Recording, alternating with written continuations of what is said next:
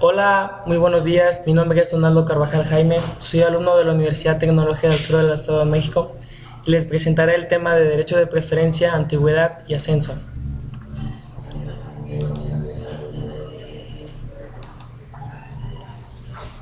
Se dice que este tema se deriva en tres. El primero es derecho de preferencia, que a continuación les voy a presentar.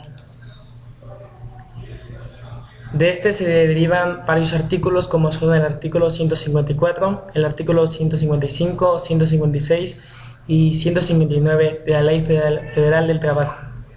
Dice que se pone de manifiesto en el nacimiento de la relación laboral, bien para el ascenso de los trabajadores. Sin embargo, debe advertirse que se trata de una preferencia de segundo nivel, ya que respeta cualquier disposición contractual colectiva fundada en la cláusula de admisión a que se refiere el párrafo primero del artículo 395 de la Ley Federal del Trabajo.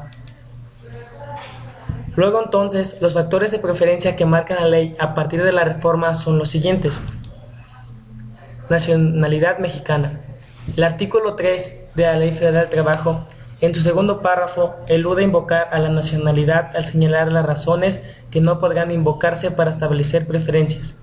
De esta manera, la preferencia por los nacionales no resulta contraria a esa declaración de principios, en que por lo mismo viene a ser un poco vacía. Pasamos al B, que son los servicios prestados satisfactoriamente por mayor tiempo. Se refiere a trabajadores que, sin tener el carácter de trabajadores de planta, prestan servicios en una empresa o establecimiento supliéndolo a las vacantes transitorias o temporales, y a los que desempeñen trabajos extraordinarios o para obra determinada que no constituyen una actividad normal o permanente de la empresa. Pasamos al C, que es el hecho de tener a su cargo una familia y no tener otra fuente de ingresos. Se dice que esta adición al texto original de la ley de 1970 integra un motivo de preferencia a todas luces, justo partiendo del supuesto de que no existen entre nosotros el salario familiar. No hay razón legítima de oposición a recibir preferente a un trabajador que sea jefe de familia.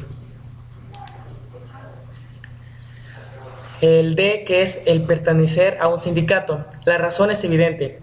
El legislador estima con toda razón que debe procurarse la sindicalización de los trabajadores. En cierto modo, un trabajador, al sindicalizarse, si lo hace en forma consciente y responsable, deja de requerir la tutela de la ley y alcanza una especie de mayoría de edad social.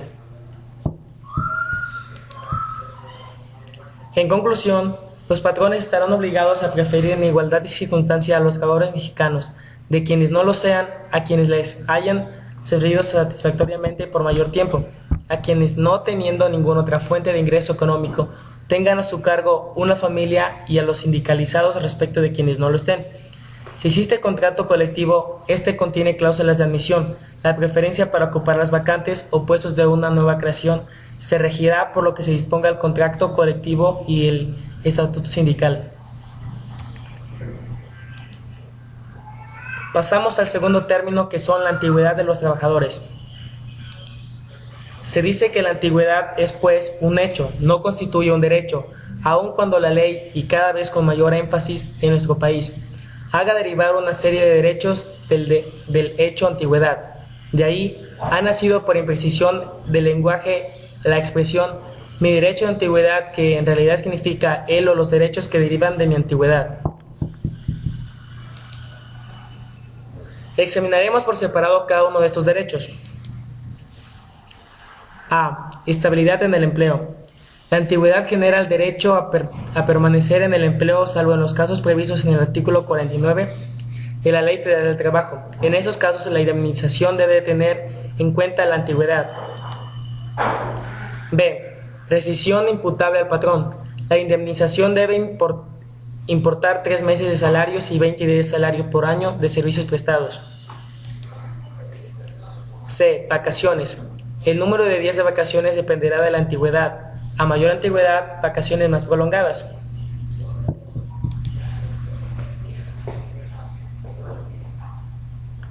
D. Constancia de servicios. Los patrones están obligados a expandir a los trabajadores, a su solicitud, una constancia escrita del número de días trabajados y del salario percibido. y en los casos de separación una constancia escrita relativa a sus servicios. Preferencia para los ascensos. Los ascensos se regulan en la ley en función de dos situaciones distintas, que se trate de vacantes definitivas o por una duración de 30 días, a que la vacante sea menor de esta duración.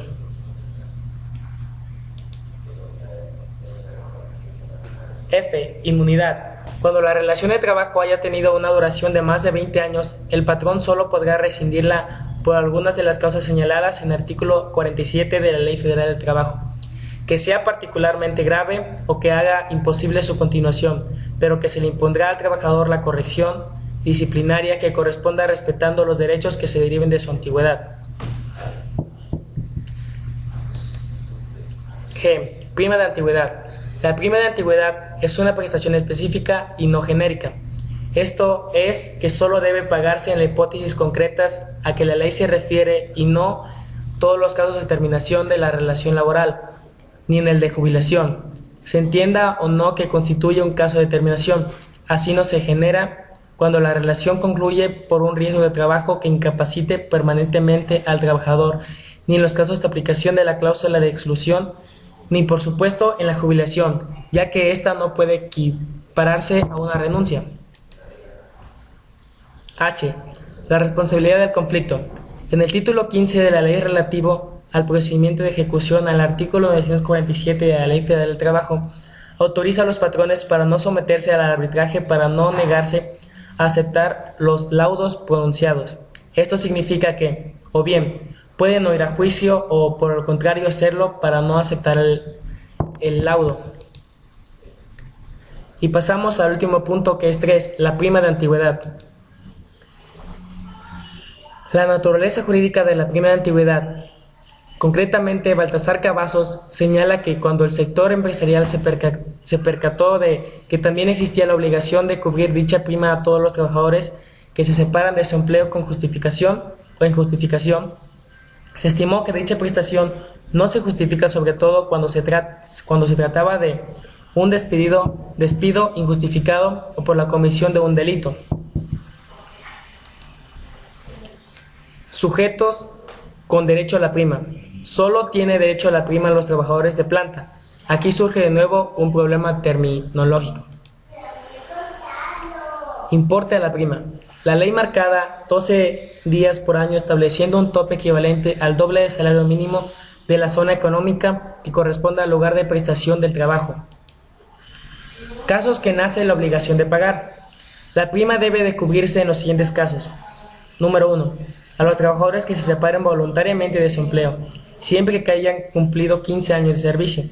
Número 2. A los que se separen por causa justificada, rescisión imputable al patrón, y a los que sean separados de su empleo independientemente de la justificación del despido.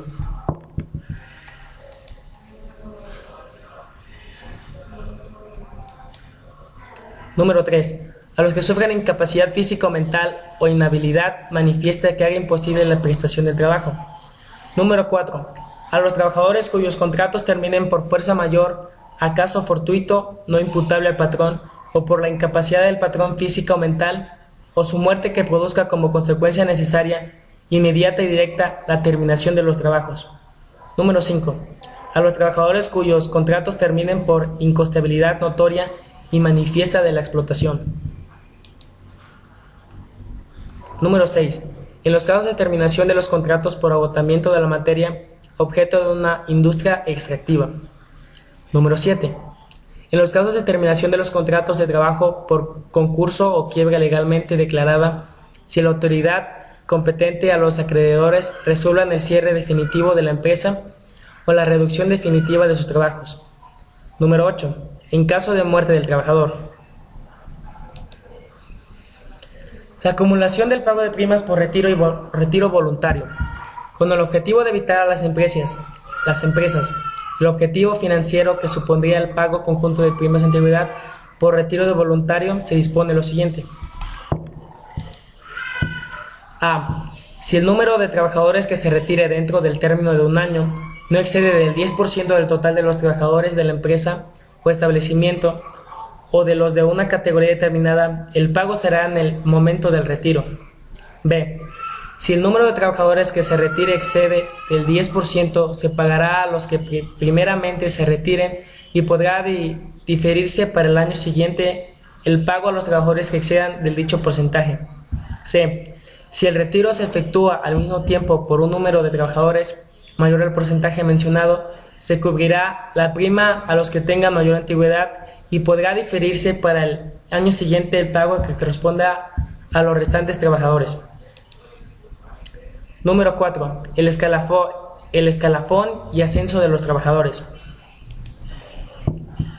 Se dispone que cuando se trate de vacantes menores de 30 días, se estará lo dispuesto en el párrafo primero del artículo anterior, 159 de la Ley Federal del Trabajo.